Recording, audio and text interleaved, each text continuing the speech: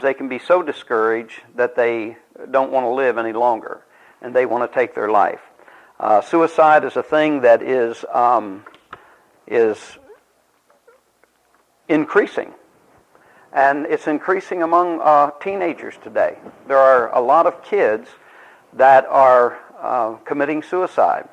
In the Chick publication that Tony gives me, there's a book in there, 7 Things That the Devil Wants You to Do, or something like that, and one of them is take your own life. And so there is an increase of people that are committing suicide, and I think there's an increase of mental illness that is taking place today. And of course, it's going to increase because the population's increasing. So maybe percentage-wise, it might not be too much different than it was 100 or 150 years ago, but it seems like there's more because the population has grown and more people are doing that. In some cultures, it's honorable to take your life.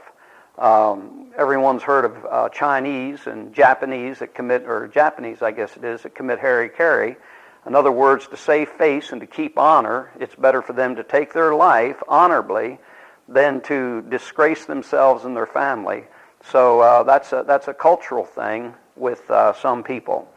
But why would a child of God ever want to commit suicide? And I've known a number of people that were saved, and I knew them well, and they took their lives. And of course, it's something that rattles you and shakes you, and you know, walk away thinking, man, I knew things were bad, but I didn't know they were quite that bad. And it's amazing how normal and natural a person can act, and then just turn around and go out and do something like that. When it comes to suicide, it can never be taken lightly. If a person is threatening or saying that they're going to kill themselves, it's always good to take them seriously. It's never good to say, oh, well, they're just saying that to get attention. They're not really going to do it. Because you don't know whether they will or not. In a counseling situation, there's only a couple things that if a person comes to me and I'm going to counsel with them, before I even start a counseling session, I say, you know, I will keep everything confidential, but there's a couple things that I cannot keep confidential. If you reveal to me that you're going to take your life, I cannot keep that confidential. I have to do something about that. I cannot keep confidential if you tell me or reveal to me that you are a molester, that you've molested a child. I cannot keep that confidential. By law, any counselor, any professional that does counseling, whether they're certified to do it or not, and ministers are not certified by the state to do counseling, but they are in a position where they have to do counseling, and of course they call it spiritual counseling. But you know, how many preachers are in a position where they have to do marital counseling, where they have to counsel with somebody's children, where they have to counsel with someone that is having problems and they don't know where else to turn. And that's one of the reasons why I took the classes that I took. I wanted to know the difference between a spiritual problem that people were having and when it ceases to be a spiritual problem, or when it develops into something more than just a spiritual problem. I knew that there were people that were having mental problems, and they were saved people, and sometimes those mental problems appeared to be spiritual problems, but they were things that were corrected with medication. So when it comes to suicide, you can never take it lightly. There was a boy that took his life up at a church that I go to. I still go to it. And the last church service he was ever in was one that I preached in that particular church. And the next week he went out and took his life. He went out behind his house and he shot himself. Before he did that, he made tapes. And he sent those tapes out to his friends. And sent one to the pastor. He gave me a copy of that tape and let me listen to that tape. And when they had his funeral, the director of the funeral home said there was never a young person that had died in any way, whether it had been a natural cause, whether it had been in a car wreck, or in any way, that had more young people attend his funeral than that boy did. And you know why that boy took his life? He said he didn't have any friends. He said, I have no friends. And he had friends, but the perspective that he had on things was so distorted that he thought he had no friends, and that this would actually be the best way to take care of the problem that he had. When a person commits suicide, many times that's what they do. They get a perspective on things that's different from what you and I would look at it, or how you and I would look at it. So, if you come to me for counseling and you tell me you're suicidal and you're going to kill yourself, I'm going to have to do something about that. Or if a friend comes to me, and it is serious. It is a serious thing. A person can become so distraught that they feel like they want to take their life. Now, having said that, I dealt with people all the time when I worked for the mental health that told me, yeah, they were suicidal, and it was in their record that they were suicidal. And every time I went to see them, they told me, yeah, I've been thinking about killing myself, but I didn't have them committed because there were some ways to assess the problem that they had, and whether or not they were right there on the edge of wanting to do something about it. Becky? Do you have people that you would then refer them to, or what do you mean by? Well, it depends, and I'll explain that in a minute. But if a person came to any of us and said, I've had it, I'm going to take my life, the way you would handle that, and the way I would handle it, is say, I'm going to get you some help. And I'd put them in my car and I'd take them to the emergency room of the hospital. And when you take them into the emergency room, you tell them that this person came to me, they said that they were going to take their life. Now, they will take it from there. They will get a professional from mental health to come over and assess that person. Maybe they'll put that person in a psychiatric unit for a while. Maybe they'll just give them some medication and let them go home. Maybe they'll release them after talking to them. There have been people that came into mental health when I worked there that were suicidal when they came in. After an hour and a half of sitting there at a table and talking with them, they ceased to be suicidal. But they were at that point. And it doesn't mean that they won't cycle through that and come to that place again, because they may well do that. One of the things about just saying, well, go home and sleep it off and try to get a good night's sleep and I'll talk to you about it tomorrow, is what happens when a person is suicidal. Not only do they take their life, but what else happens? Sometimes they take somebody else's life. Say, sometimes they have children and they say, well, I'm going to kill myself, but I'm not going to leave my kids around to go through what I've had to go through, and they kill their children. Or sometimes a man gets ready, he's going to kill himself, and he's going to take his wife out or a friend out. And so it's not just a matter of a person killing themselves. Somebody that's suicidal many times is homicidal, and they're going to kill somebody else. These kids that go into the school and they have a plan, they're going to kill themselves at the end of the thing, but first of all they're going to shoot the teachers, they're going to shoot other students, and then they're going to shoot themselves. So a lot of times when a person is suicidal, they have homicidal tendencies. So that's why it's important for you to never just think, oh, they're just saying that. They're just saying that to get attention. Teenagers might say that, but and sometimes they do say it to get attention. But it's better to take it seriously and maybe prevent something happening than to slough it off and then find out you were the last one they ever reached out to and they took their life. Because sometimes they'll talk about it just to see how you react to it. But it's actually a plea to help me out because this is how I feel. And bring me back to that again if I don't get it in here because I do want to give you some ideas about that. Let me just read a couple things. Suicide is attempted for various reasons.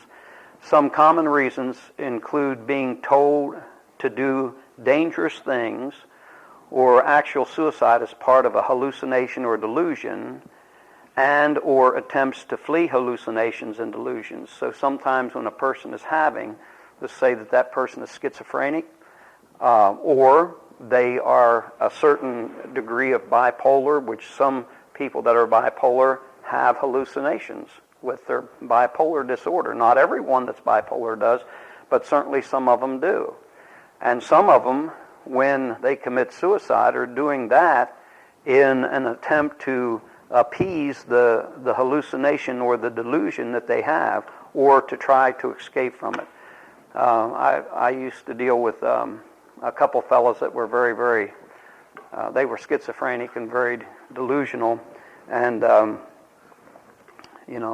they would do anything just about to shut the voices up, or to keep from having the visual hallucinations and the auditory hallucinations. So that's one of the reasons. Signs of depression and potential suicide. Many people have experienced for depression for so many years that family members have grown accustomed to the symptoms and are not able to readily evaluate the risk for suicide. The following guidelines are offered to assist in recognizing signs of depression and the possibility of suicide. Change in personality. A person being real sad all the time, withdrawn, irritable, anxious, tired, indecisive, and apathetic. Change in behavior. Can't concentrate on schoolwork, routine tasks. Change in sleeping pattern. Oversleeping or insomnia, sometimes with early waking. So one of the things that, a therapist or a counselor or a doctor will always ask you is about your eating habits and your sleep habits, because sometimes those are one of the first indicators of whether or not you're having some depression problems. Change in eating habits, loss of appetite and weight or overeating.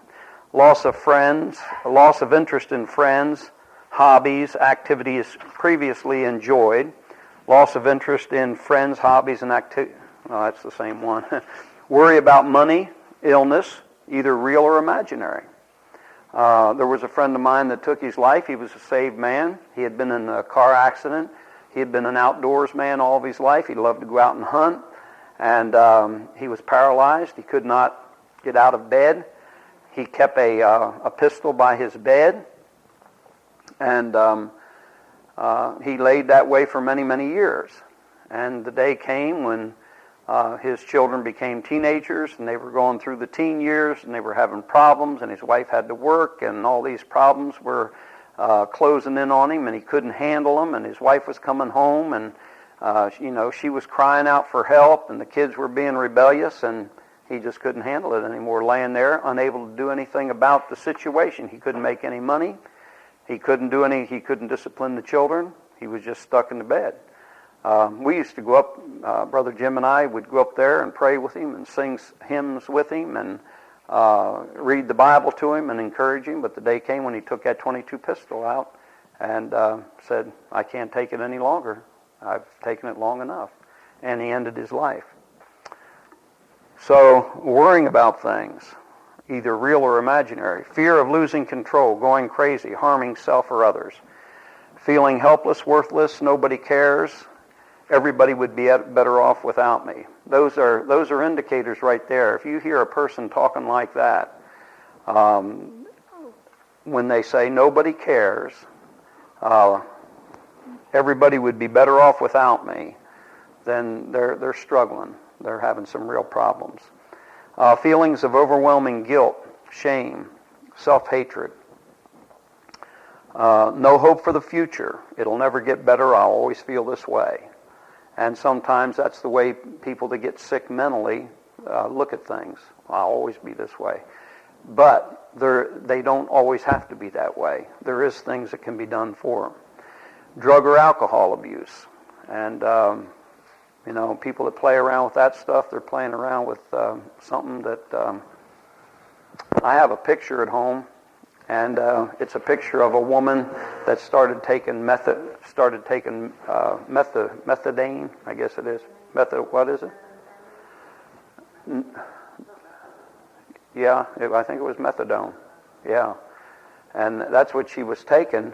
And you could see over a 10-year period how she deteriorated. And the last picture that they took of her was a picture of her being dead. She was dead. It killed her. And she went from a vibrant, young, beautiful person to someone whose face was all sunken in and her eyes were a mess, and it was just a pitiful condition, and that she got herself in through drug. Recent loss, such as death, divorce, separation, broken relationships, loss of job, money, status, self-confidence, self-esteem. So again, the things that lead to depression also can lead to suicide. That's why depression left unchecked sometimes will cause a person to commit suicide. So a person thinks, well, just a little bit of depression. No, depression needs to be taken care of. Somehow that person needs to get better. The longer they stay in that state of depression, then the worse it can become. Suicidal impulses, statements, plans, giving away favorite things, previous suicide attempts or gestures. Another thing that they'll ask a person who is suicidal, or they'll look at, is if they have any record. More women attempt suicide than men. More men are successful at suicide than women. A man is usually pretty fatal in his method of committing suicide. A woman many times will just say, well, I've had it, and take a handful of pills, lay down and go to sleep. Somebody will find her and rush her to the hospital. They'll pump her stomach, and even though she didn't plan on waking up, she wakes up with a tube in her mouth, and she's in the hospital, and she didn't complete the act. A man will many times sit in the car and run a hose in from the exhaust pipe and kill himself that way, or take a gun and kill himself that way. A man is more fatal in his method of committing suicide than a woman is. That's why more women attempt it, but more men are successful.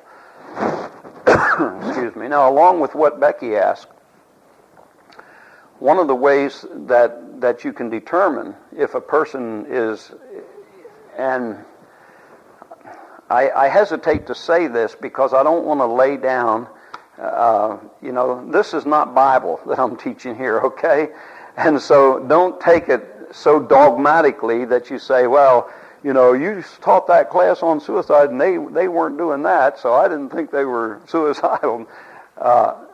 Don't take it dogmatically, but there are some telltale signs and some things that you can ask a person to find out how serious they are about committing suicide. One of the things that is a myth, and maybe I ought to go back and read that, some common misconceptions about suicide. Let me read them. There's just about 4 or 5 of them here. People who talk about suicide won't really do it. Not true. Not true. Sometimes they talk about it to see your reaction. Sometimes they talk about it because they're reaching out. Almost everyone who commits or attempts suicide has given some clue or warning. Do not ignore suicide threats. Statements like, "You'll be sorry when I'm dead," I can't see any way out," no matter how casually or jokingly said, may indicate serious suicidal feelings. The second one is, anyone who tries to kill him or herself must be crazy. Not true. Most suicidal people are not psychotic or insane.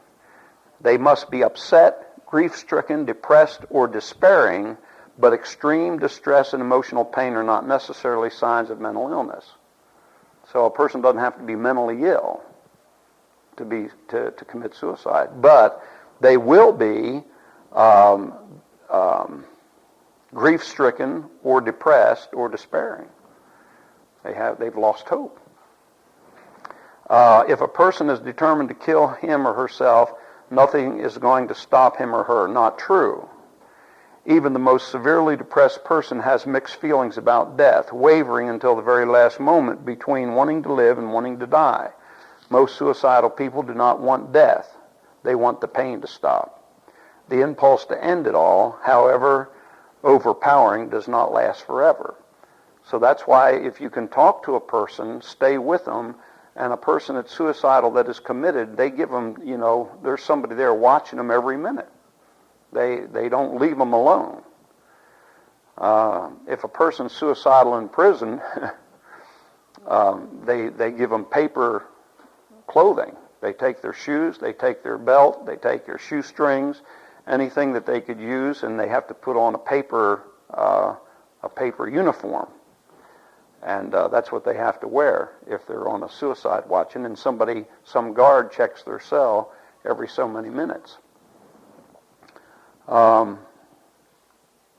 People who commit suicide are people who were unwilling to seek help. Not true. Studies of suicide victims have shown that more than half had sought medical help within 6 months before their deaths. And then talking about suicide may give someone the idea. Not true. Not true. People say, oh, well, we just don't talk about that because if we talk about it, somebody might go out and do it. No, not true. You don't give a suicidal person morbid ideas by talking about suicide.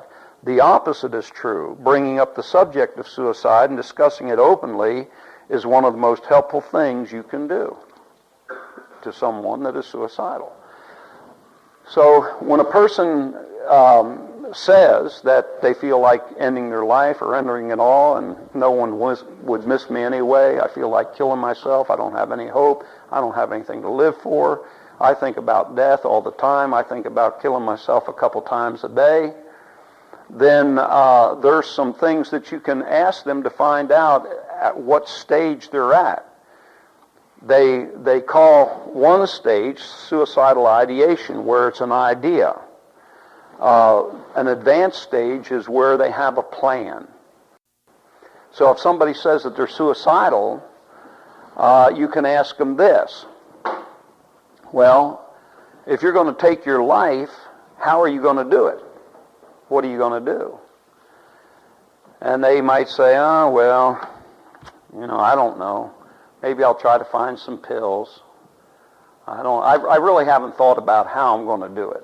Okay? That's serious, but it's not as serious as somebody that has a plan.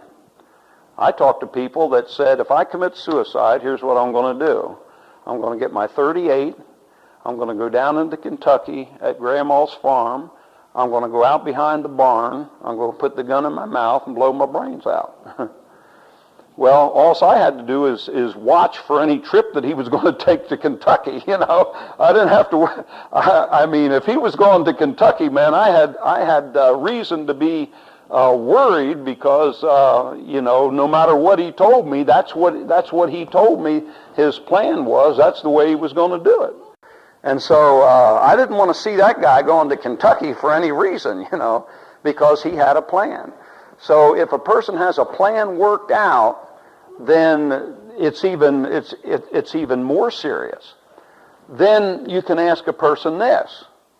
Well, if you feel like you're going to kill yourself, how long have you been thinking this way? Oh, I've thought this way for the last 3 or 4 months.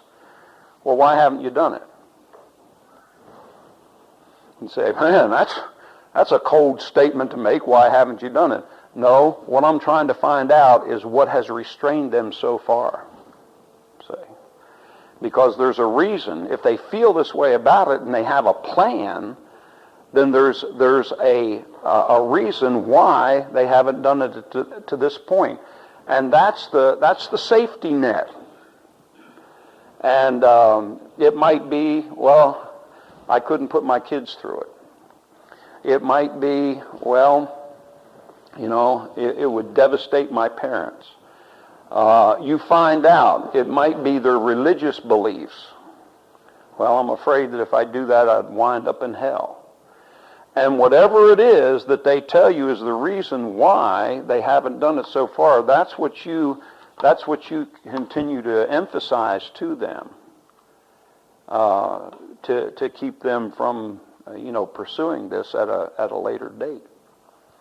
And that's a network of safety things that can actually be used to keep a person. And sometimes the person might say, well, I just don't know. And then you can say things like, well, how do you think your husband or wife would feel about it if you did this? Or what do you think how would that make your children feel? Or what about your friends? And sometimes you can actually give them some things to think about that might keep them from going to this extreme later on down the road. In this part, the assessment of lethality, number one, is there a plan? What is it? How lethal is the plan? The more lethal the plan, the more imminent the danger. Methods that are almost always lethal include loaded guns, jumping off bridges or in front of cars, hanging, and ingestion or inhalation of poisons. So those are some of the most lethal ones. Does the person have the means to carry out the plan? In other words, they might have a plan, but can they actually carry out the plan? I dealt with a fellow that was confined to a wheelchair, and a young guy. He was in a nursing home. I had to go visit him. And he would tell me every time, I don't want to live. I want to. And I asked him, I said, well, and he talked about committing suicide. I said, well, how would you do it?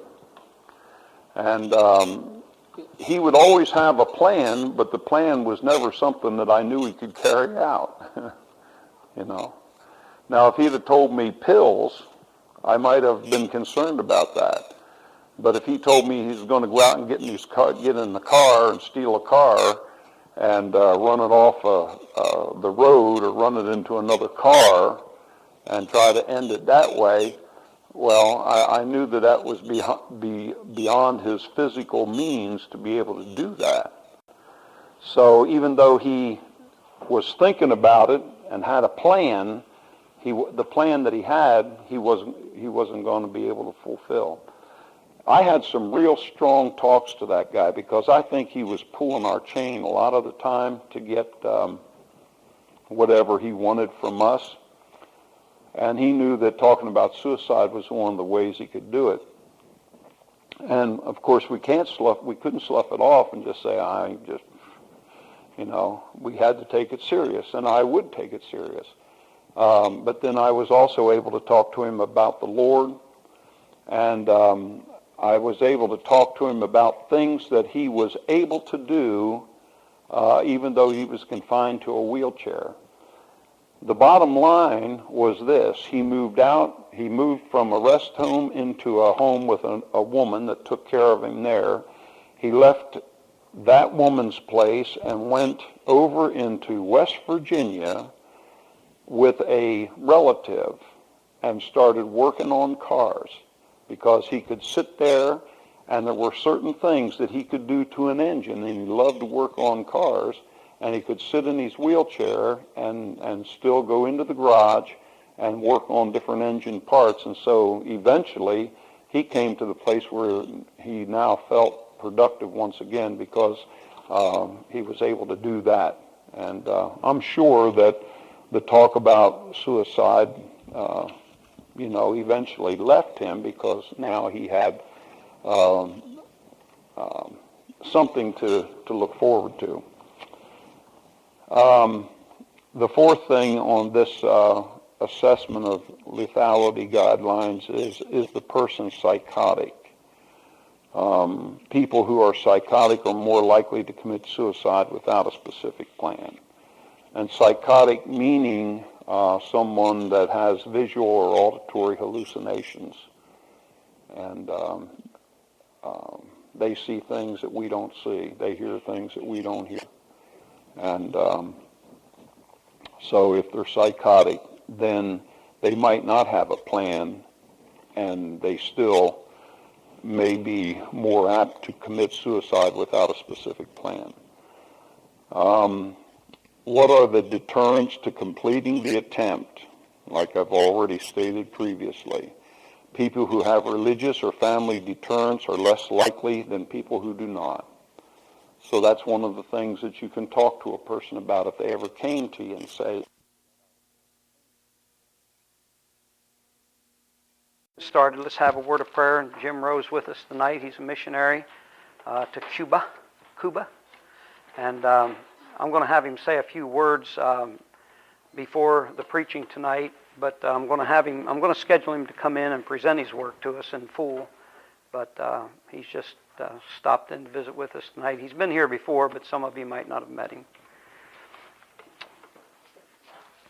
Okay, let's pray. And let me see. Harry, why don't you lead us? Our Heavenly Father, we want to thank you for the mercies we've had today already.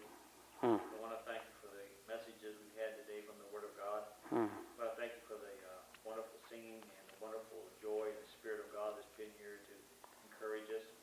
And Lord, we want to thank you for all the things you are doing for us in our life. And we're thankful for the peace and happiness we have in our heart.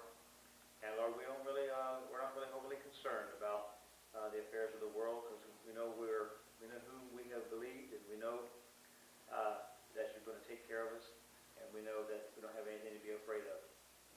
And Lord, we especially want to pray tonight for the request that Jim made, Lord, for the man with the Yes. with the cane. Amen. Okay. Anything that you want to talk about first before we get into this tonight? Yes, sir, Tony. Question over in the book of Acts. Uh-huh. Let's see. Where Paul goes before Agrippa. Mm-hmm. Where is it, around 20? 26, 25, something like that. Yeah. Okay. Now back in chapter 24, Mm-hmm. Paul goes before Felix, Right. and he is imprisoned at this time, correct? Right. And then, right now, chapter 25, Mm-hmm. chapter 10 of Philippians jail. Well, that's a good question. I don't know. Let me see. Let me go back to chapter 24 and take a look at that for a minute. There's a centurion there in verse 23 that's keeping Paul. In verse 23, and he commanded the centurion to keep Paul and let him have liberty, that he should forbid none of his acquaintances to minister or come unto him. Sometimes they kept him under like a house arrest, because that's what they did at the end of the book of Acts. But where they actually have him and are holding him at this point in time, to be honest with you, I don't really know, and I haven't thought much about it. But they do have a Roman centurion that's guarding him. Well, in chapter 23, verse 23. And verse 24, and provide them beasts that they may set Paul on and bring him safe unto Felix the governor. So they send him from there, from Caesarea, to Felix the governor. That's where the governor is in Caesarea, isn't it? I don't know. Pretty sure, because 23 said,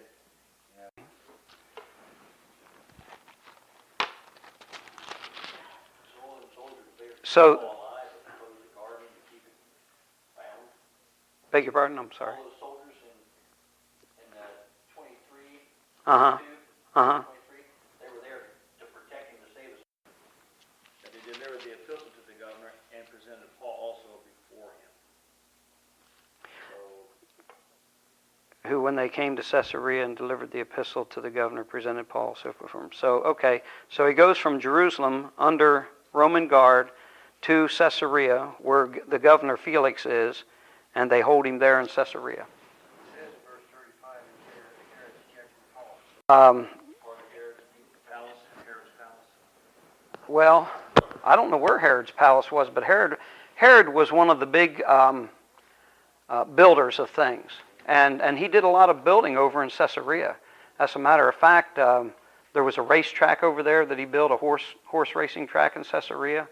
And for some reason, he was noted. He built the temple, Herod's temple. And for some reason, he was noted for building things. He was also a very paranoid ruler. And he's the one that went down to that mountain down south of Jerusalem, Masada, and fortified that so that people could go there and live. And so he was very much paranoid about somebody, getting him and killing him. So it could be that in Caesarea he had a place there. The reason I was wanting to find out, I didn't know if any of the epistles were written during this time that's recorded, unless it's just right here in the book of Acts. Oh, You know what I mean? Yeah. Some of the following epistles. yeah. I think most of the epistles that were written from prison, he tells you at the end of those epistles where he was at. Most of them are in Rome. The other thing is, it says he commanded him to be kept in Herod's judgment hall. In other words, it could be a judgment hall that was named after Herod's judgment hall. Yeah. I was telling Sharon the other night, we don't even have a clue what it's like to be under persecution, Yeah. It was Paul, and for however time he was kept, plus 2 more years for nothing, for not doing anything but what God wanted to do. Mm-hmm. And I just asked her, I said, how would our reaction be? How would we feel if they come and put us in jail for 2 years? And, here's Paul's reaction in verse 2. I think myself happy. Mm-hmm. Mm-hmm. Isn't that something? Yeah. I think Yeah. myself happy. Yep.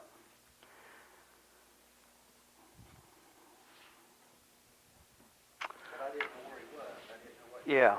Well, it looks like he's in Caesarea, and I without doing a little studying on it, I don't really know,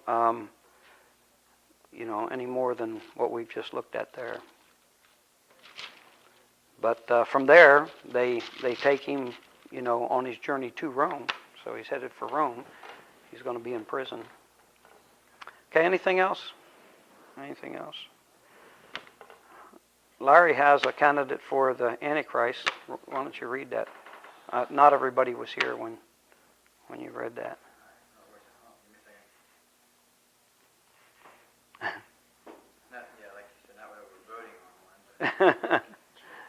Well, it's good to keep track on stuff like that. I thought that Saddam Hussein would be a good kind of, a good type. I mean, you've got a lot of men in history, as well as in the Bible, who are types of the Antichrist. So for a man to show up and be just he can be a type of the Antichrist. People thought Hitler was the Antichrist, but he was a type. This guy's name's Jamal Abu Shamhadan, and why? This is the reason. It says, arm in 2001, his hand looks caved in, his wrist bent grotesquely, and his skin unnaturally smooth and hairless, as though the limbs had been melted. For a tough guy like Abu, such disfigurements are badges of authenticity. Luckily, he says, I shoot with my left hand.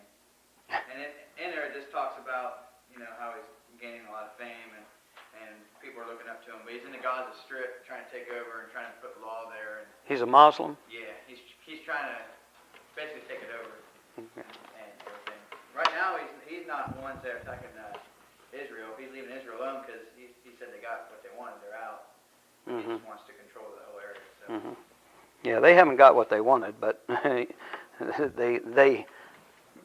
make it seem like they've gotten what they wanted. They want much more than the Gaza Strip. Okay. Anything else? Anything else that you want to discuss before we look at some things from the Bible?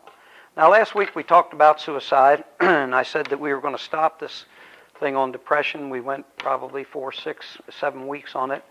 And tonight, I thought, to really wrap it up and to sort of help maybe you to understand, there's different types of depression, and of course you know that. We've talked a little bit about it. And in the news recently, this man that beat his child with a golf club, they said he was bipolar. And bipolar used to be referred to as a manic depressant. And they had him on, they probably had him on some kind of medication for that, but that doesn't mean that they stay on their medication, because people that are like that, they like to get off their medication. They don't like to keep taking it. Sometimes, and it's been my experience and when I work with mental health and dealing with people like this, sometimes they don't understand what feeling normal is. To them, normal feeling would be maybe feeling low to them, especially if they're bipolar and they like the manic phase of the bipolar cycle. And that manic phase is when, you know, you're up and you're spending money and you're doing crazy things and wild things, and you're, you know, out there on the edge. And people like to be in that mood a lot of times. But then from there, it goes down. Usually the higher the mania, the lower the depression when it cycles through. And there is a natural cycle to it. The problems occur when the cycles become very rapid, close together. And some people can cycle through a phase of bipolar in a 24-hour period, maybe even a shorter time than that. And so, you know, that type of depression is a very dangerous type of depression. All depression is dangerous if left untreated, because it can lead to what we talked about last week, and that's suicide.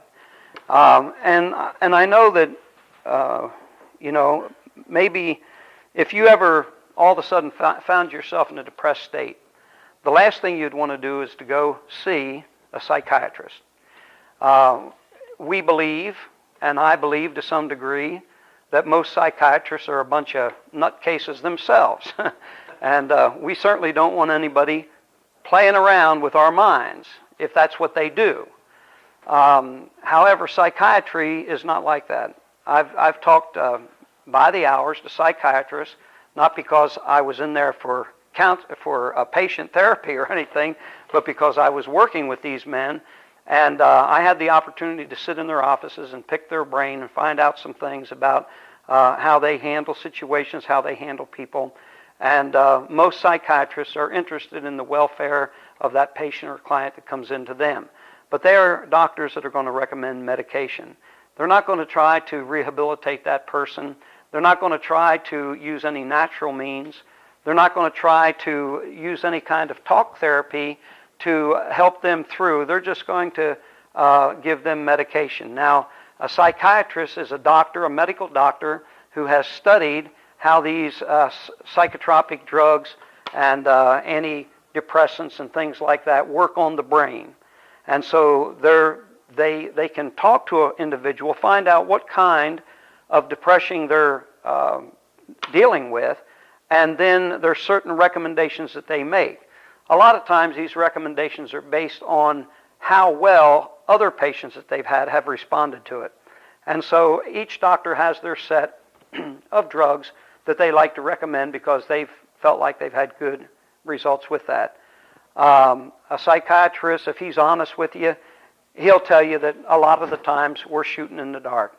And we tell a person to watch the side effects of the medicine that we're giving them, and sometimes they don't respond well to that medication. They have to come back and get another kind of medication. And so a psychiatrist usually is dealing with the physical aspect of mental disorders, the physical aspect, the brain aspect of the mental disorder. And a person can have an unhealthy brain. They can have a brain that just doesn't function the way a normal, healthy brain functions. And there's a lot of reasons for that, and we've talked about that, but just a little bit of a review on it. If you were born, if a child is born to a mother that was doing drugs during the course of the pregnancy, then there can be some brain damage, and that child's brain may not function the way a normal child's brain would function. It can happen through drugs. It can happen through alcohol. And it could happen through not having the right kind of diet and not having the vitamins. That's why doctors are so focused on a woman when she gets pregnant, make sure she has the right kind of vitamins to take while she's in that that stage of pregnancy, in that state of pregnancy. So a psychiatrist is not going to be, in the old terminology, we called them shrinks. And we talked about, well, she's got to go see the shrink. And back in the old days, the shrink would lay you on the couch and do psychoanalogy, which they don't do any of that anymore. You probably, if you ever went to see a psychiatrist, you wouldn't spend more than maybe a half hour with that psychiatrist. If you go to a public mental health facility, you might not even get that long with them. They're going to wheel you in there, or you walk you in, you're going to sit down, he's going to ask you about the problems that you're having, and then he's going to recommend some drug to help you with the problems. Mental illness can be anything from depression to schizophrenia to anxiety. Anxiety has to do with something going on in your mind that just won't let you rest and gets you anxious and keeps you geared up and causes fear and brings about a state of paranoia. And I know Christian people and preachers that suffer, and wives of preachers that suffer from these type of things. Now, they told me about it because they knew I was working with it, and they knew I'd keep it confidential, so I would never reveal to anyone who these individuals are. But, it's a real thing, and it happens. And as we've talked about in the past, a lot of times it's because of a lack of brain chemistry, or for some reason that brain chemistry isn't working properly, and it's causing the adverse mental health.